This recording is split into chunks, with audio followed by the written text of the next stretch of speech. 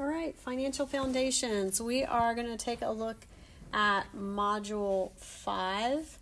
Module 5 on checking accounts and other financial services. I will let you know I'm learning as I go. I do know about checking accounts, but learning how I want to organize the class for the next time I teach it. And I feel like checking accounts should come before investments. Just my thoughts. So if you are thinking like, this seems like it belongs closer to the beginning of the class, you're not the only one thinking that. Miss Carolyn's thinking that too. So we will make that adjustment for next time. So think about the different ways that you can shop for, and you can now buy music. So you could, as the girl in the picture, you could actually buy a CD, right? You could go to go to Best Buy or Target or somewhere and find a CD. And when you purchase that CD, you could pay for it how?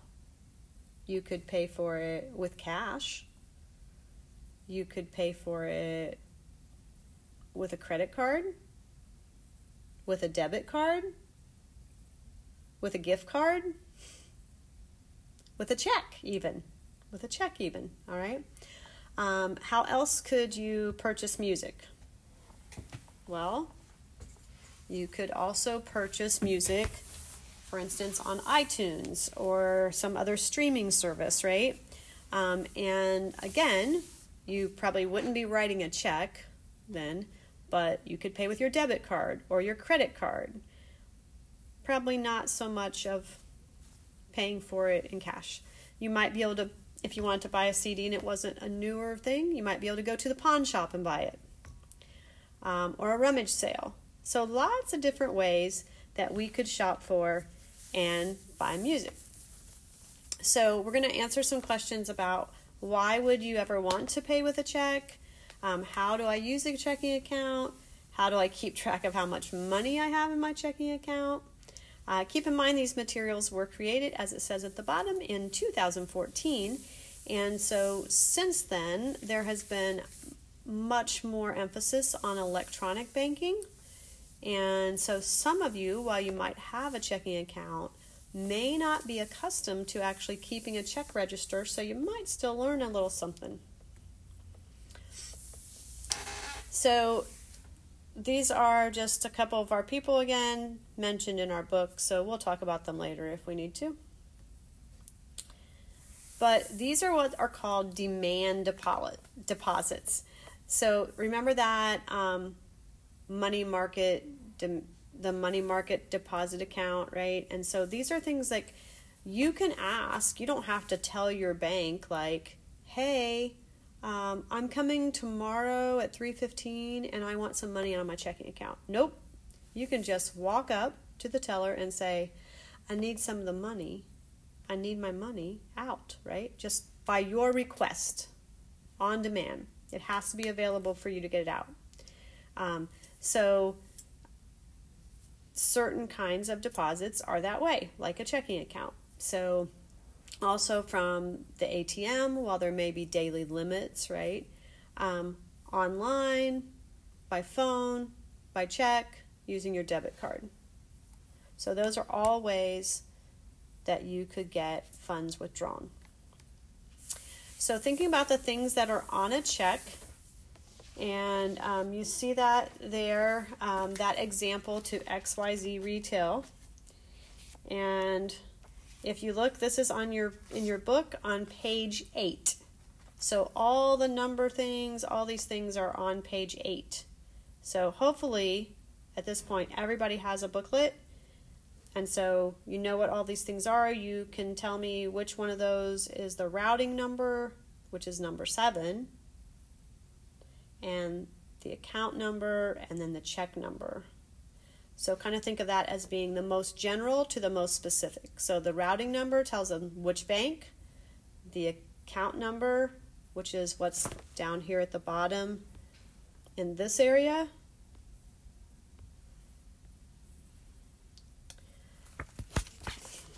Wasn't what I was trying to do. But down the bottom middle, there's the account number. And then you also have, the payee and the payer, or the payer, you, and your memo line, etc. So hopefully that's kind of familiar to you anyway. Now I'm going backwards, my bad. So a little information on check writing. Again, if you are an experienced check writer, probably not going to be any big new news for you. So if you're writing a check for $42.50, if you look at page 9, you see like this is for your school. So like you could put the Excel Center, $42.50. Notice between 40 and 2 dash and goes between whole numbers and decimal. So between the dollars and the cents. So we don't want to say $3,100. We say $3,159 maybe. All right, so I'm going to be giving you some sample checks to be able to write on. This is going to be maybe a little tricky because of, like the technology issue.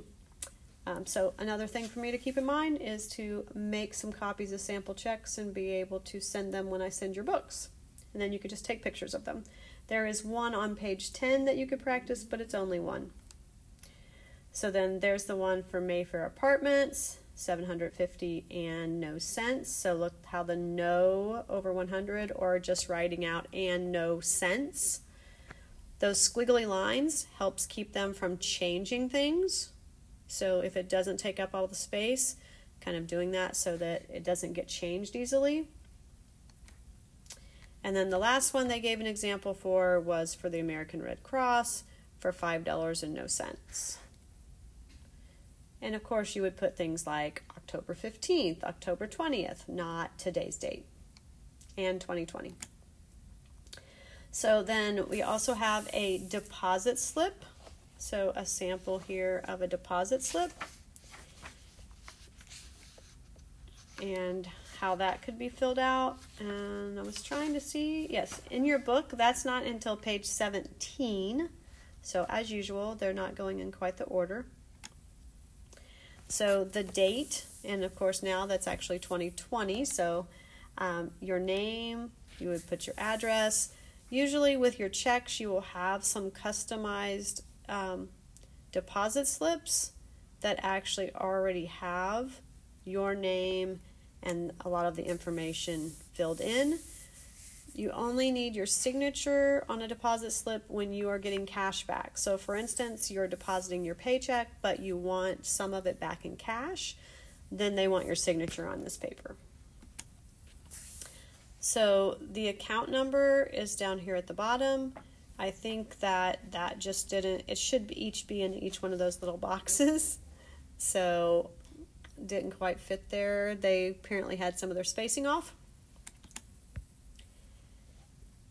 Yes, and I see that this is supposed to be for $147.58.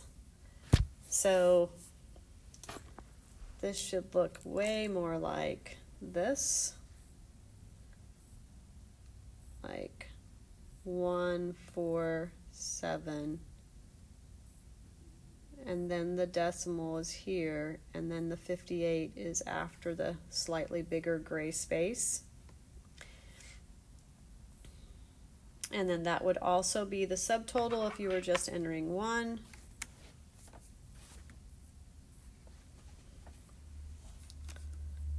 To get rid of my writing before it will let me click.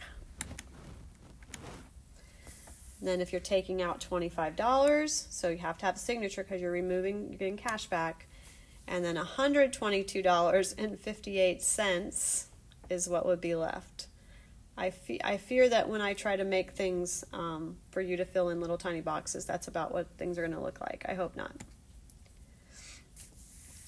So there are different ways to endorse a check. A blank endorsement is you just sign your name.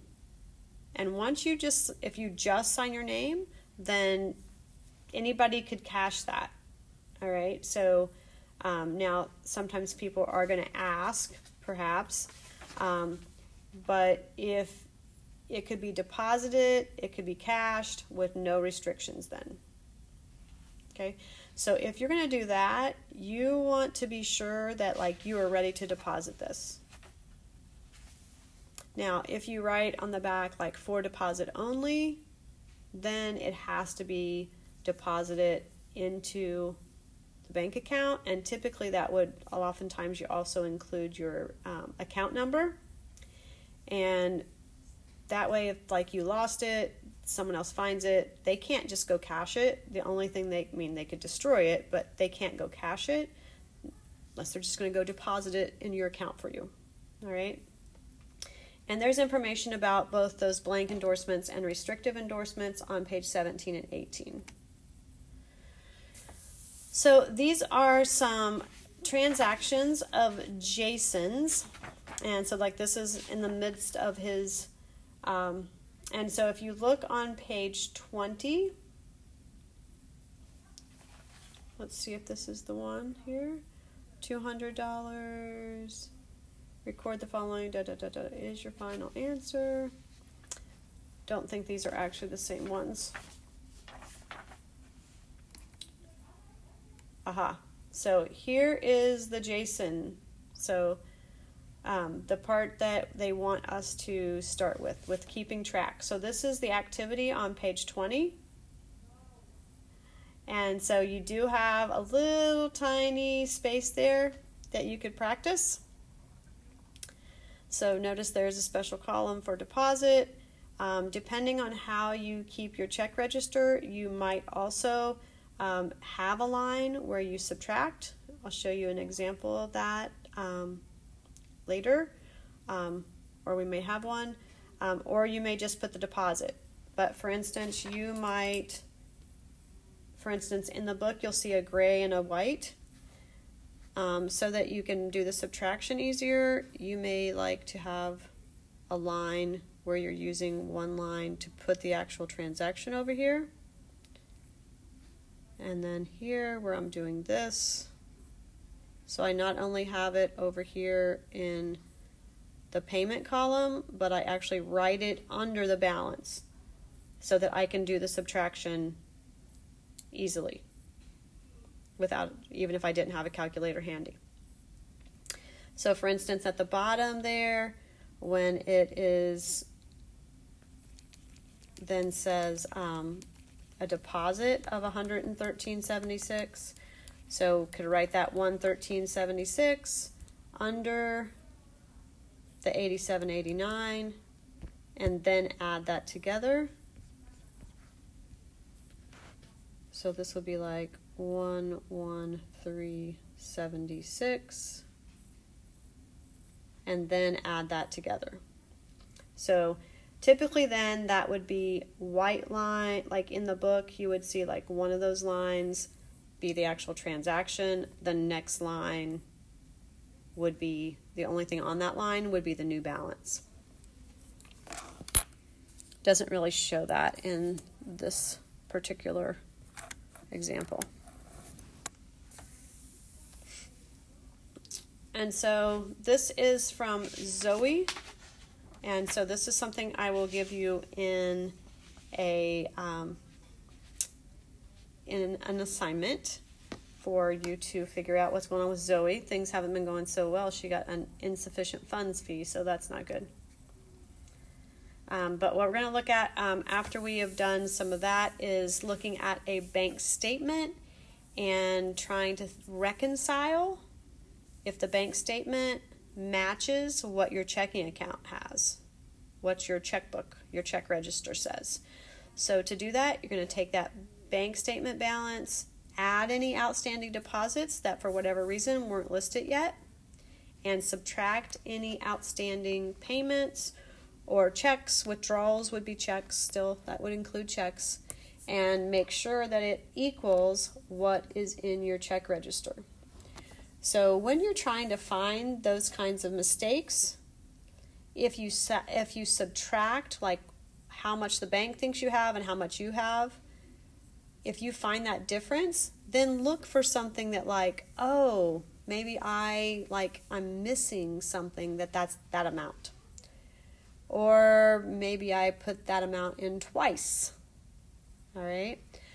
If the difference is twice the transaction amount,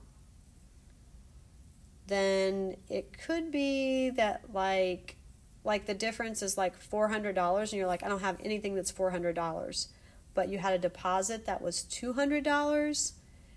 You might have mistakenly subtracted the deposit instead of adding it, or vice versa. If the difference is 1 or 10 or 100 or 1,000, like just one digit is wrong, then typically that's an addition or subtraction error. And if it is divisible by 9, okay, so like if the difference was 18 or 27 or 9 or 36 or 90, then look for something that maybe got transposed. Like 125 was written down as 152. 45 was written down as 54. Those will result in the difference between the two things being some multiple of 9. So the challenge, and this is actually, I don't know if it's actually Zoe's, but the challenge, and it's going to be the assignment for the next couple of days, all right? So it's not something I expect to get done in one day. If you get it all done in one day, you're awesome, and then you don't have any financial foundations homework to do. But we're going to be tracking checking account payments and deposits for 2 months, and then reconciling at the end of the month with a bank account statement to verify that your calculations are correct. All right, so stay tuned tomorrow. The assignment will get posted, but then I will go over more of that, and so I'll probably post another information video just to give you a little more guidance as I see what questions people have on day 1 of working at that. All right, great. If you have not completed your last test, I hope that you will do so soon. Thank you.